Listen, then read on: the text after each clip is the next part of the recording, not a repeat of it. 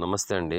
మనం ఎప్పటినుంచో ఎదురు చూస్తున్నటువంటి జూనియర్ ఇంజనీర్స్ నోటిఫికేషన్ అనేది రిలీజ్ అయింది ఎస్ఎస్సిలో. అది వచ్చి పోస్ట్ డేట్ వచ్చి 30/6/2025, లాస్ట్ డేట్ 1/7/2025. టోటల్ వ్యాకెన్సీస్ మనకు 1140గా చూపిస్తూ ఉంది. ఇక్కడ మనం చూసినట్లయితే అప్లికేషన్ ఫీజు అయితే జనరల్ అంటే ఓసీ కేటగిరీకి, ఓబీసీ కేటగిరీస్కి 100 రూపీస్ ఉంటుందండి. ఎస్సీ ఎస్టీ ఫీమేల్స్కి అయితే నోటిఫికేషన్లో ఇచ్చిన విధానం ప్రకారం అయితే ఫీజు అయితే ఏం లేదు. ఇక్కడ అప్లికేషన్ మనకు ఆన్లైన్ చేసుకోవడానికి టైం వచ్చి 30/6/2025లో స్టార్ట్ అవుతుంది. లాస్ట్ డేట్ వచ్చి 21/7/2025. సో ఇక్కడ ఫీ పేమెంట్కి కూడా మనకు టైం ఇచ్చాడు 22/7/2025.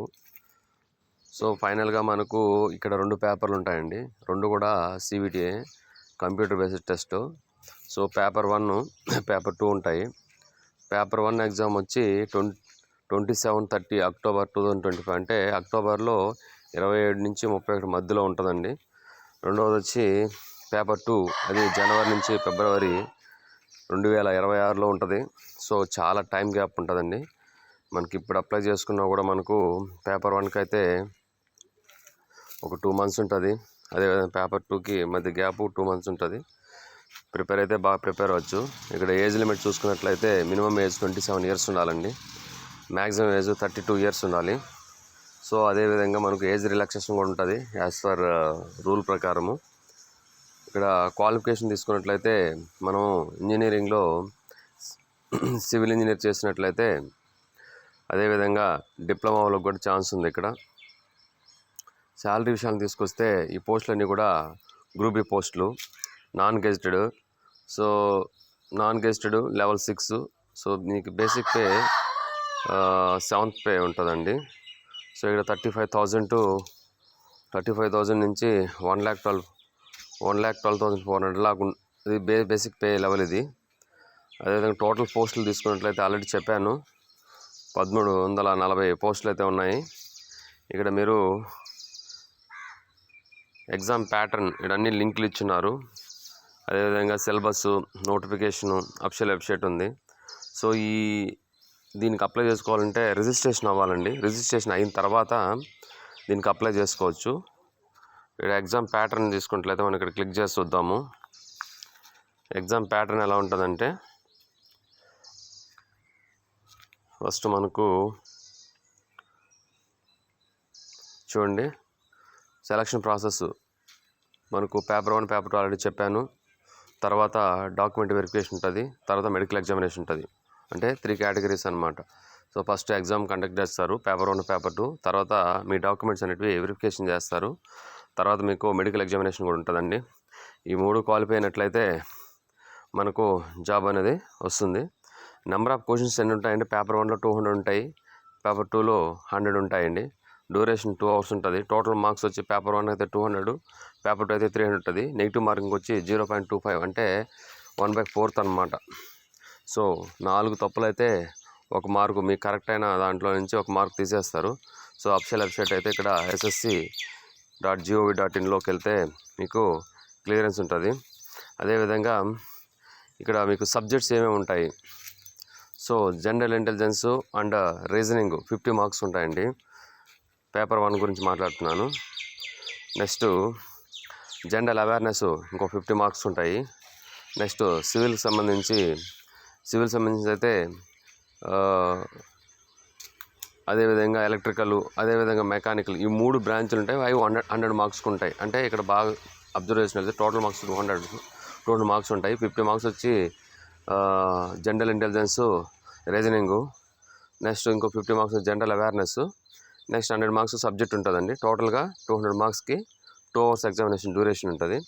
అదే పేపర్ 2 తీసుకున్నట్లయితే ఇది ఆబ్జెక్టివ్ టైప్ కాదు, డిస్క్రిప్టివ్ టైపు. సో డిస్క్రిప్టివ్ టైప్లో కూడా మీకు మొత్తం సబ్జెక్ట్ వైడే ఉంటుంది. సో 100 questions ఉంటాయి. 300 marksకి 2 hours డ్యూరేషన్ ఉంటుందండి. నెక్స్ట్ తీసుకున్నట్లయితే సిలబస్కి వెళ్దాం. సిలబస్ ఏముంటుందో చూద్దాము.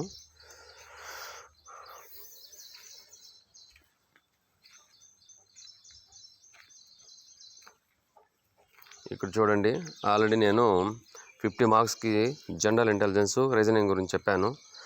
జనరల్ ఇంటెలిజెన్స్ రీజనింగ్లో మనకు analysis, similarities, differences, spatial visualizations, spatial orientations, problem solving, analysis, judgement, decision making, visual memory, discriminations, observations, relationship, concept, arithmetical, reasoning, verbal, figure classification, arithmetical, number series, non verbal series, coding and decoding, ఇవన్నీ కూడా general intelligence రీజనింగ్లో ఉంటాయి. అదే general awareness అంటే current affairs, అంటే ప్రతిరోజు మనం national, international అన్నీ కూడా న్యూస్ పేపరు మనం అబ్జర్వ్ చేయాల్సి వస్తుంది. Next history, culture, geography, economic, next general polity, Indian constitution, scientific research, environmental studies, ఇవన్నీ కూడా మీరు నాకు తెలిసినంత వరకు 6th క్లాస్ నుంచి ఇంటర్మీడియట్ వరకు కూడా చూసుకున్నట్లయితే మీరు జనరల్ అవేర్నెస్ని కవర్ చేయొచ్చు. అదేవిధంగా జనరల్ ఇంజనీరింగ్ సబ్జెక్ట్స్ అంటే మీకు ఏ సబ్జెక్ట్ అయితే మీకు ఇంజనీరింగ్లో మీరు చదువుకుంటారో బేసికల్గా civil and mechanical, electrical. So ఈ 3 బేస్ మీద మీకు సబ్జెక్ట్ మీద సిలబస్ క్లియర్గా నెక్స్ట్ వీడియోలో చెప్తాను. నెక్స్ట్ పేపర్ 2 విషయానికి తీసుకొని వస్తే,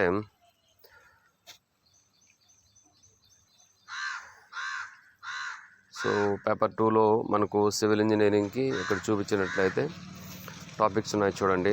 అదేవిధంగా ఎలక్ట్రికల్ ఇంజనీరింగ్ కూడా టాపిక్స్ ఉన్నాయి. ఆల్మోస్ట్ ఆల్ పర్టికులర్ సిలబస్ అంటే ఏముండదు, కంప్లీట్గా సబ్జెక్టు మీరు మొత్తం చదవాల్సిందే. సో మోస్ట్ ప్రాబబ్లీ గేట్కి కానీ ఐఏఎస్కి కానీ ప్రిపేర్ అంటే సరిపోతుంది నా దృష్టిలో. సో నెక్స్ట్ నోటిఫికేషన్ కూడా ఒకసారి డీటెయిల్గా చూద్దాము. డౌన్లోడ్ చేసుకుంటున్నాను నేను. ఒక 2 minutes పడుతుంది, వెయిట్ చేయండి.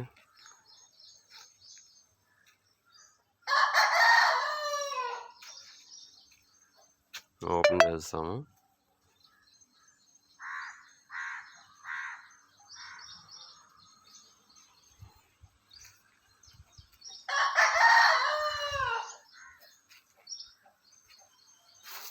చూడండి, క్లియర్ నోటిఫికేషన్ ఇచ్చాడు. ఆల్రెడీ మనం ఎన్ని డిస్కస్ చేసుకున్నాము, మళ్ళీ కూడా ఒకసారి చూద్దాం కావాలంటే నోటిఫికేషన్ డీటెయిల్గా. Date of submission of online application form 30th నుంచి స్టార్ట్ అవుతుందండి, జూను. నెక్స్ట్ 21/7/2025 వరకు టైం ఉంటుంది మనకు. నెక్స్ట్ లాస్ట్ డేట్ వచ్చి 21/7/2025. ఫీజు కట్టడానికి ఒకరోజు టైం గ్యాప్ ఇస్తాడు. ఇంకా నెక్స్ట్ పేపర్ 1 ఎగ్జామ్ వచ్చి ఆల్రెడీ చెప్పాను, 27-31 అక్టోబర్ 2025, అంటే 2025 అంటే అక్టోబర్లో ఎగ్జామ్ ఉంటుంది. ఈ ఒక 3 రోజుల వ్యవధిలో, 4 రోజుల వ్యవధిలో. అదేవిధంగా మనకు మళ్ళీ 1 month to 2 months గ్యాప్ ఇస్తాడు, నవంబర్, డిసెంబర్ వరకు. జనవరిలో మనకు జనవరి నుంచి ఫిబ్రవరి, పర్టికులర్ స్పెసిఫిక్ డేట్ ఇవ్వలేదు, బట్ జనవరి, ఫిబ్రవరిలో ఉంటుంది. అప్పుడు ఎగ్జామ్ అయిన తర్వాత మనకు డేట్ అనేది మనకు డిక్లేర్ చేస్తాడు.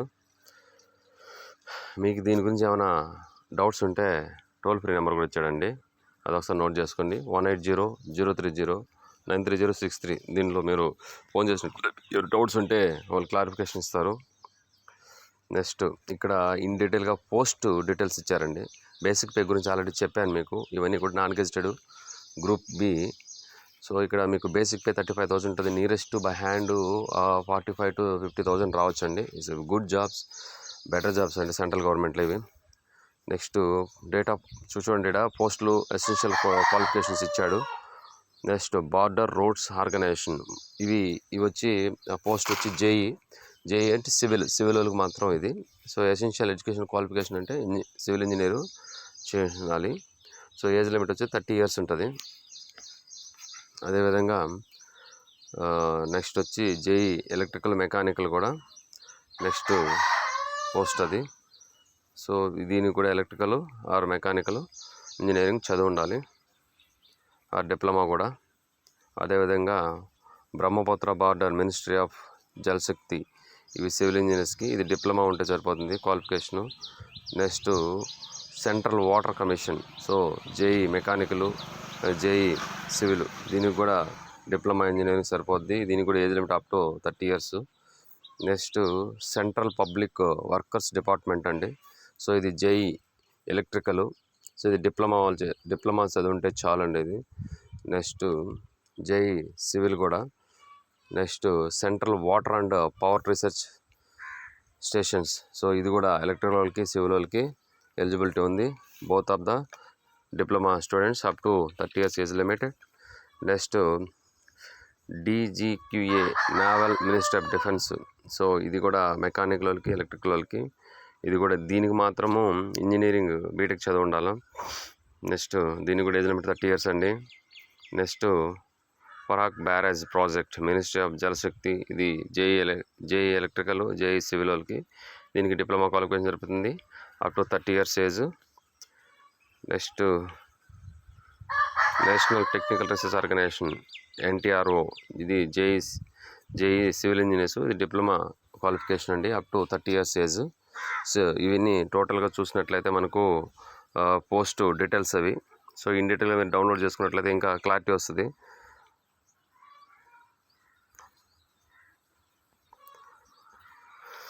వ్యాకెన్సీస్ ఆల్రెడీ చెప్పానండి, 1140 దాకా ఉన్నాయి సెంటర్లు.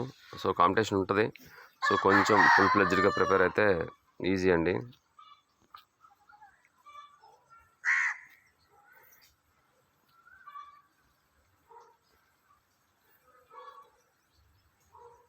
సో ఇక్కడ ఏజ్ రిలాక్సేషన్ చూద్దామండి.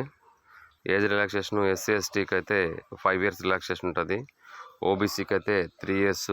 నెక్స్ట్ PWBDకి 10 ఇయర్స్. నెక్స్ట్ PWDB OBCకి 13 years.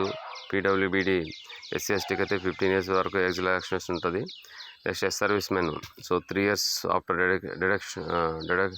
డిడ్యూషన్ of the military service అది చూసుకున్నట్లయితే ఉండదు దీంట్లో. నెక్స్ట్ డిఫెన్స్ వాళ్ళకి అయితే 3 ఇయర్స్ ఉంటుందండి. నెక్స్ట్ డిఫెన్స్ SC ST అయితే 8 ఇయర్స్ ఉంటుంది. ఈ విధంగా ఏజ్ రిలాక్సేషన్ అయితే మనకు వెసులుబాటు అయితే ఉంది.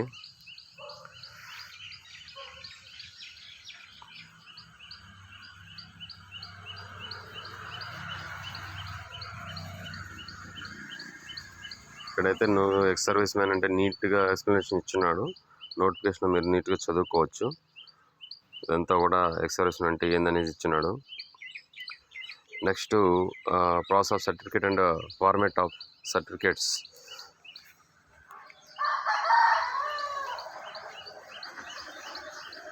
చూడండి, ఇవన్నీ కూడా మీరు నోటిఫికేషన్ ఒకసారి చూడండి. అప్లై చేసుకోవడం అంటే ఫస్ట్ ఆఫ్ ఆల్ సైట్లోకి వెళ్ళి ssc.go.in వెళ్ళేసి మీరు అప్లై చేసుకోవచ్చు. దీనికి సంబంధించిన వీడియో కావాలంటే నేను నెక్స్ట్ వీడియో చేస్తాను.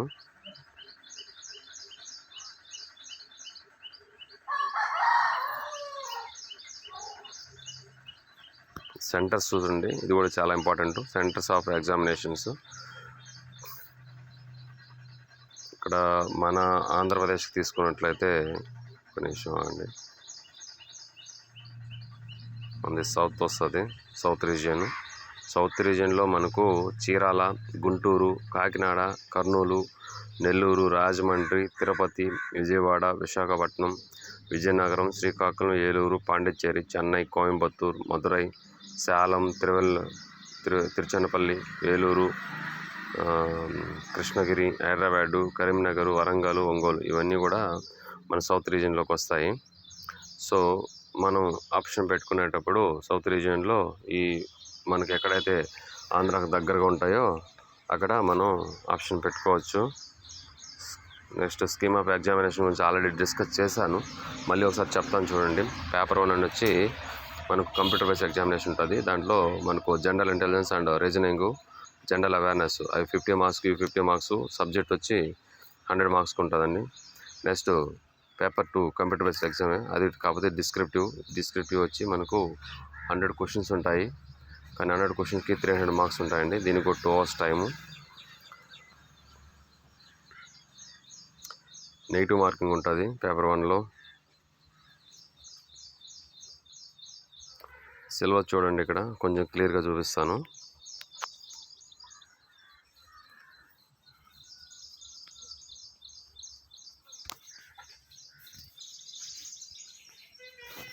చూడండి, పేపర్ 1 జనరల్ ఇంటెలిజెన్స్లో ఏముంటాయి ఆల్రెడీ నేను డిస్కస్ చేశాను. ఒకసారి ఇన్డీటెయిల్గా చూడండి ఇక్కడ ఏమేమి ఇస్తారో. కానీ కంప్లీట్గా మీరు ఈ సిలబస్ మీద డిపెండ్ అవ్వకండి. టోటల్గా చదవండి జనరల్ ఇంటెలిజెన్స్ రీజనింగ్లో. అదేవిధంగా అవేర్నెస్ కూడా ఆల్రెడీ చెప్పాను ఎలా ఉంటాయి క్వశ్చన్స్. జాగ్రఫీ అంటే కంప్లీట్గా మీరు 6th నుంచి ఇంటర్మీడియట్ వరకు చదవాల్సి వస్తుంది. నెక్స్ట్ సబ్జెక్ట్ విషయం తీసుకొని వస్తే part A civil engineering, part B electrical engineering, part C metal engineering. Next వచ్చి పేపర్ 2 కూడా సబ్జెక్ట్ వైజ్ నీట్గా చూడండి సిలబస్ ఎలా ఉందో. నీట్గా స్క్రోల్ చేస్తున్నాను. ఈ ఇన్ డీటెయిల్గా మీరు డౌన్లోడ్ చేసుకొని కూడా చూసుకోవచ్చండి.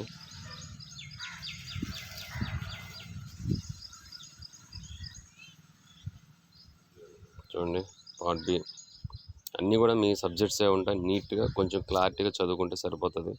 మళ్ళీ రివిజన్ చేసినట్టు ఉంటుంది. ఐఏఎస్ ప్రిపేర్ అయ్యే వాళ్ళకైతే చాలా ఈజీ. ఇది బిట్స్ కూడా చాలా ఈజీగా ఉంటాయి. సిలబస్ ఇదంతా.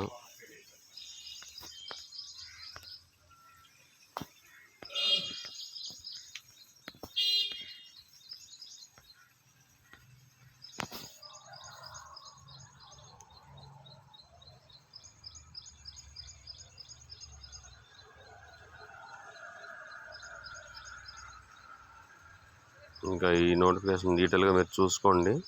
ఆల్మోస్ట్ ఆల్ నేను చాలా వరకు కవర్ చేసేసాను. మీరు వీలున్నంత వరకు దీన్ని త్వరగా అప్లై చేసుకోండి. ప్రిపరేషన్ స్టార్ట్ చేయండి. ఆల్ ద బెస్ట్ అండి. Thank you very much. మీకు ఏదైనా డౌట్స్ ఉంటే మెసేజ్ పెట్టండి. థ్యాంక్ యూ అండి.